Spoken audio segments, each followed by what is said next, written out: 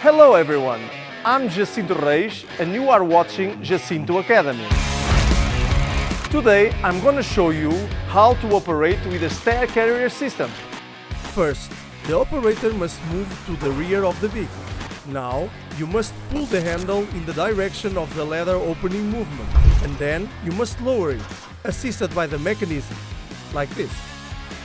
You must disconnect the security system to release the stairs.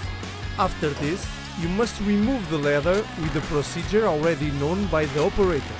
When the operation is finished, this must be placed in the stairwell. Insert the safety lock and move the stairs in the opposite direction to the movement made initially. The handle must be placed on the support, ending with the operation. And that's it. Nice and easy. If you enjoyed this video, subscribe below. And don't forget, stay tuned!